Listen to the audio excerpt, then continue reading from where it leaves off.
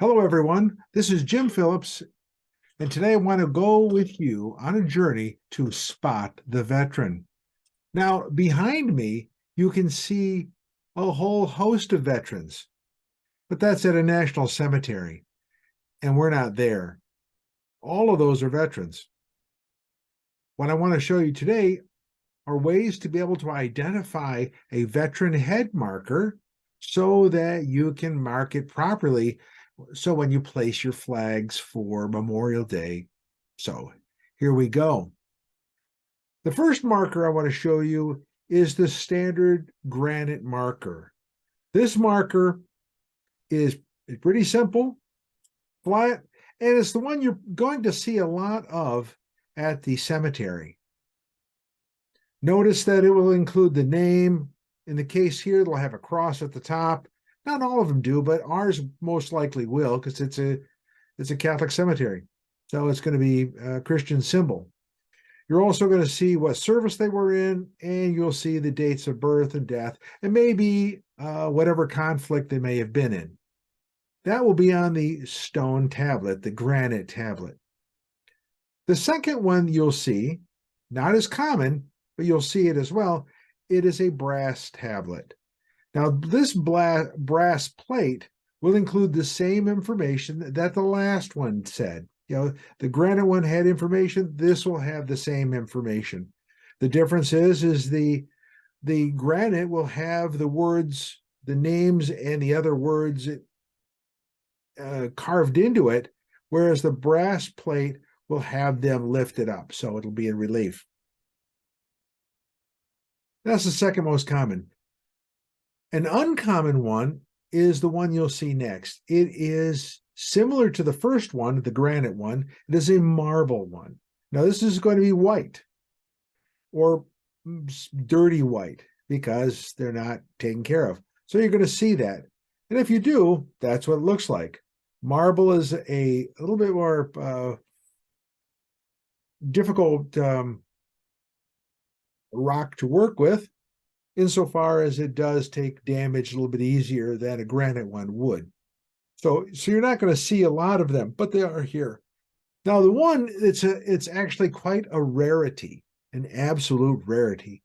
It is the next two that I show you, and these are upright markers, similar to the ones that are behind me. But what's different is that they have a little symbol inside, and then there's words inside that symbol. Now, those are the older veteran markers we have in the cemetery. Those are pretty old. Now, they're not going to be around all the parts of the cemetery, but they'll be in the areas where the oldest part of the cemetery is.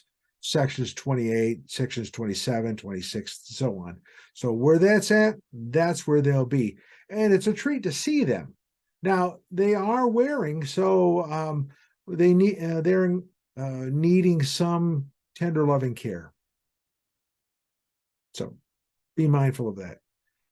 So if you see the first 3 or 4, you're on target, because most of the veterans are arguably that way. That's how you'll see them. Now, the next ones I want to show you are hidden. These are the hidden veterans. These are the ones that you kind of have to look for. In most cases, we're going to have information about the veteran for you, but there'll be some telltale signs that will help you know it's them. The first one is this little marker. This little it'll show it's in different sizes. It'll say it's a veteran. It looks like a tri-folded flag, and that will be helpful for you to look at. I've given you a couple examples here of grave markers that include a couple of those symbols. So this is very helpful. So look for them. Another one, a little more challenging, so they increase in their challenge, is this one here. And this is from a Lieutenant J.G. Moore, died in World War II. And it has a family stone, a memorial stone, and it'll be a little picture of him in there. And you go, well, who's that? Well, he's in uniform, so you kind of know who it is. and you look just below that picture, and it'll be his carving of what his name is. It's at the base of the memorial. But if you look further out, about 2 or 3 feet out from that memorial, he actually has a stone, granite stone that was presented as well. So that is at the place as well. So if you see it, it'll have his name and rank, but then there's also a stone out there that indicates the same thing. So in this case here, it's kind of dual marked, but we'd only mark for one. But it's just to let you know that that's there. As we go along, there will be some of these markers that you'll find that that someone put a little sticker on them or a little tag that says vet. Now, generally speaking, okay, if you can do that if you have permission from the cemetery, and the cemetery has to get permission from the family who owns that marker. So not every vet that doesn't have a government marker will be identified. So some shrewd soul was looking at that and said, here, I can do this. Well, that's generally, we don't do that unless it's approved. So we look at the cemetery to give us guidance on what that would be. Please know that you should never, ever put a mark on a memorial stone. Reason is, it's not yours and you can't do that, and it's considered vandalism. In spite of the fact that it would make your job tremendously easier if you did it. But in this case here, don't do it. And I'll show you a couple things that, kind of rethinking, reason why you shouldn't do that. Here's a couple more with this little vet tag that's to it. And that's, if you take a look at it, you'll see, okay, here's information that'll tell me that's a vet. And generally speaking, when that little tag is on there, again, has to be done by the cemetery or the owners of that memorial. You don't do it. I don't do that. Memorial owners, they can do that. And that's good. But they'll tell you about that. Another one as we go along here, it is actually sort of almost a giveaway because the guy tells you what's there. And in this one here, it has his Navy rank, there on the memorial stone. So he doesn't have a headstone from the government, but he has on his memorial his Navy rank. You can be rest assured that that is a Navy guy, a sailor. There's no little markings on it saying it's a vet, but if you see that, he's a vet. That's how you can tell. Now, I had mentioned about the indiscriminate use of the vet symbol.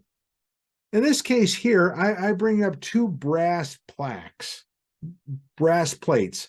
I told you those are the least, there's the common one that's got is whatever that is, the granite, and then the second one is brass. Well, take a look at these 2 plates.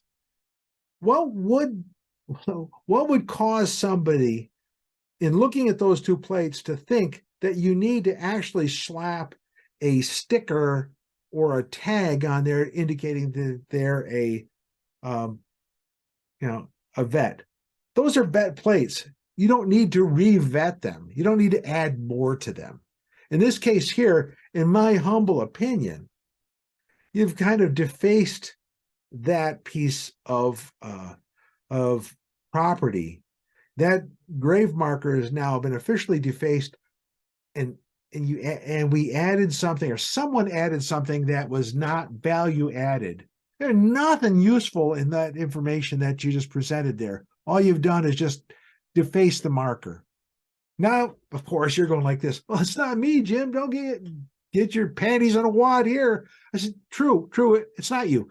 But be mindful that if it says it's a vet by calling himself a staff sergeant or a petty officer, then you don't need to call him a vet by adding a little sticker.